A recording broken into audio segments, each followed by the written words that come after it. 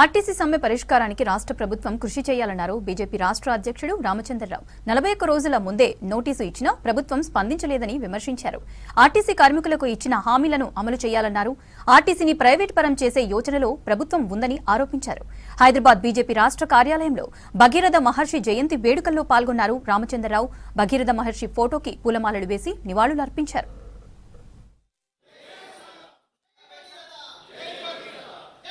ఈరోజు రాష్ట్రంలో ఆర్టీసీ కార్మికులు సమ్మె చేస్తూ ఉన్నారు.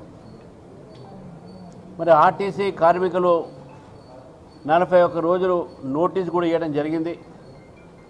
41 రోజు నోటీస్ ఇచ్చిన తర్వాత ప్రభుత్వం స్పందించకపోతే ఆర్టీసీ కార్మికులు జేఏసీ పేరున ఈరోజు సమ్మె చేస్తూ ఉన్నారు.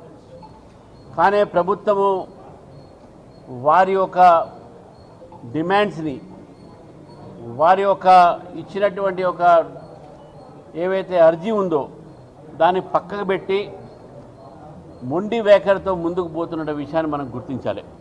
ఫిట్మెంట్ పెంచాలి, పీఆర్సీ బకాయిలు ఇవ్వాలి, 2017 నుంచి రావాల్సినటువంటి పీఆర్సీ బకాయిలు, అదేవిధంగా రిటైర్మెంట్ అయినటువంటి ఒక ఆర్టీసీ ఎంప్లాయీస్కు వారికి ఇప్పటి వరకు బెనిఫిట్స్ రావట్లేదు, రిటైర్మెంట్ బెనిఫిట్స్ రావట్లేదు.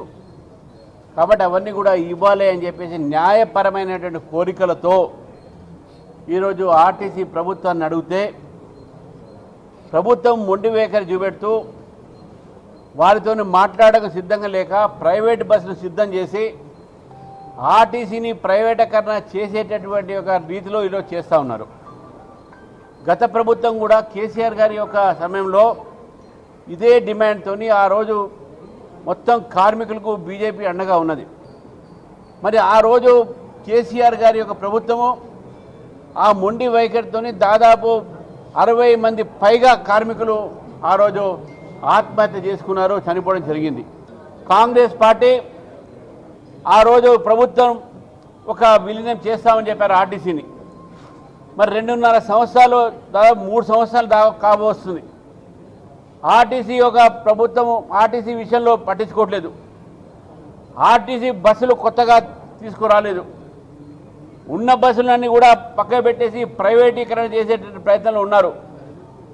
ఈరోజు భారతీయ జనతా పార్టీ ఆర్టీసీ కార్మికులతో మేము ఉన్నాము, వారి యొక్క సమ్మెకు పూర్తిగా మద్దతు పలుకుతున్నాను.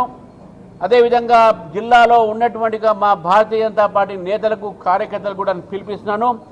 ఎక్కడైతే ఆర్టీసీ కార్మికులు సమ్మె చేస్తున్నారో మనం అక్కడికి వెళ్ళి వాళ్ళకి సాంఘీభావం చెప్పాలని చెప్పేసి